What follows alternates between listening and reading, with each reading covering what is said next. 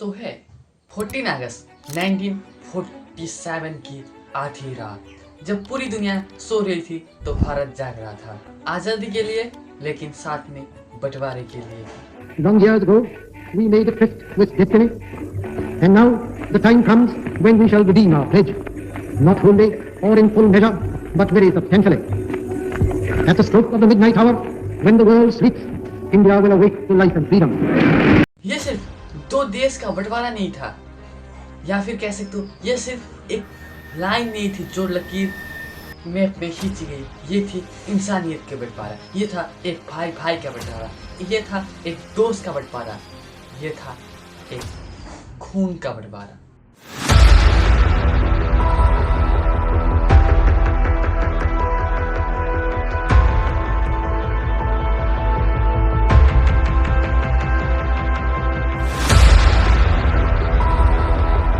Video को अच्छे से जानने के लिए आप सारे पॉइंट देख सकते हो। पार्टीशन क्यों हुआ, कैसे हुआ, किन जगह पर इसका असर सबसे ज्यादा पड़ा, कौन थे इसके पीछे, और सबसे जरूरी बात, क्या हमें पार्टीशन से कुछ सीखने को मिला। बंटवारा यानी भारत और पाकिस्तान का जन्म। एक जमाना था जब भारत एक अखंड भारत था, जहाँ पर हिंदू मुस्लिम सिख ईसाई सारे धर्म के लोग अच्छे से रहते थे। लेकिन 1947 में एक लकीर खींची गई, और उस लकीर ने सिर्फ जमीन को नहीं, इंसान को भी अलग कर दिया। लाखों लाखों लोगों को अपने घर छोड़ना पड़ा, लाखों लोग मर गए, और करोड़ों लोग आज भी उस दर्द को लिए जी रहे हैं।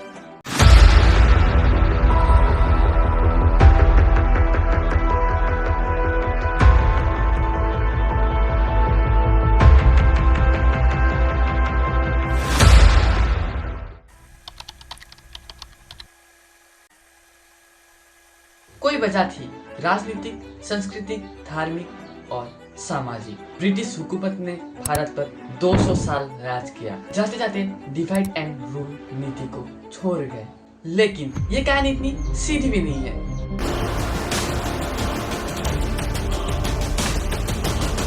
एटीन 57 में जब पहली बार भारत के लोगों ने आजादी के लिए क्रांति करना शुरू किया, तब ब्रिटिशर्स को लगा कि हिंदू और मुस्लिम मिलकर उनके ऊपर खतरा भी हो सकते हैं। इसलिए उन लोगों ने धर्म के नाम में फूट डालने की नीति अपनाई, जिसने मुस्लिम को अगला चुनाव व्यवस्था दिया। फिर 1930 में इस्लामाबाद में मुस्लिम लीग के नेता मोहम्मद अली जिन्ना ने टू नेशन थ्योरी की बात की कि हिंदू का एक नया संस्कृति, धर्म और इतिहास है, इसी तरह मुस्लिम का भी एक अपना संस्कृति, धर्म और इतिहास है। ये दोनों लोग एक ही देश में नहीं रह सकते। इसी बात से कांग्रेस और मुस्लिम लीग के बीच में तहस मच गई। दूसरे विश्व युद्ध के बाद जब ब्रिटिशर्स कमजोर पड़ने लगे तो उन्हें जल्दी से जल्दी भारत छोड़ने की जल्द थी। 1946 में आया डायरेक्ट एक्शन डे। चारों तरफ खून बहा और चारों तरफ ही लाशों का ढेर पड़े।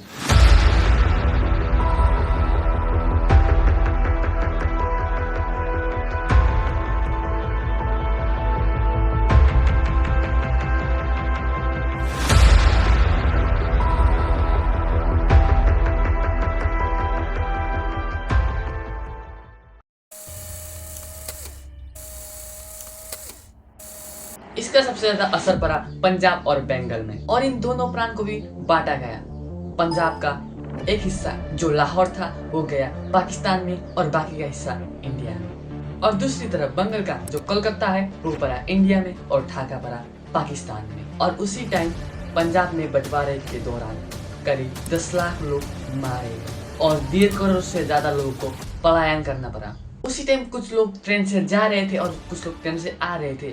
आने टाइम तो वो ट्रेन में चढ़ रहे थे, लेकिन जब उनकी मंजिल आ जाती तो बस उनका लाश मिल जाता। और इसी समय जो पाकिस्तान में हिंदू थे और इंडिया में जो मुसलमान थे, उन लोगों के साथ बहुत अत्याचार किया गया। इंसान को मारा गया, घर जलाया गया, और इंसानियत यहाँ पर प्रॉपर्ली मर चुकी थी। इस सवाल का जवाब आसान नहीं है। कोई लोग जिन्ना को दोषी मानते हैं, और कोई लोग नेहरू और पटेल को भी जिम्मेदार ठहरते हैं, उन्होंने जिन्ना की बात नहीं मानी। और कोई लोग कहते हैं कि गांधी जी ने समय रहते एक सख्त कदम नहीं उठाया। ऐसे ही हजारों लोगों का हजारों कहना है। एक ब्रिटिश वकील जिन्होंने कभी भी भारत नहीं देखा था, उन्हें ये जिम्मेदारी मिली कि वो भारत का बंटवारा करें और उन्हें 5 हफ्ते का समय दिया गया कि आप ये बंटवारा करें। और उन्होंने एक मैप में लकीर खींची जिससे भारत का रातों रात बंटवारा। एक इंसान का घर अगर इंडिया में है तो उसका खेत पड़ गया पाकिस्तान में। वैसे सारे दंगे शुरू होने स्टार्ट हो गए थे इंडिया में। बंटवारे के बाद भारत और पाकिस्तान दोनों देश ने नई शुरुआत की। भारत ने लोकतंत्र अपनाया और पाकिस्तान बना इस्लाम का राज्य। लेकिन जमीन पर हालात इतने आसान भी नहीं थे। लोगों की पहचान मिट चुकी थी, वो बस एक शरणार्थी हो चुके थे। बंटवारे का जख्म इतना गहरा था कि वो सिनेमा, साहित्य और कला में भी दिखने स्टार्ट हो गए थे। सयादत हसन मंटो, फिस्मा सहानी, अमृता प्रीतम जैसे लेखक ने बंटवारे की कहानी लिखी जो आज भी रूह को कपा देते हैं। भारत और पाकिस्तान के बीच में रिश्ता कभी सामान्य हो ही नहीं सका। अभी तक भारत और पाकिस्तान में करीब 3 युद्ध हो चुके हैं और आज भी छोटे मोटे युद्ध हो ही जा रहे हैं। पार्ट 2 के लिए इंतजार करें, पार्ट 2 जल्द ही आएगा।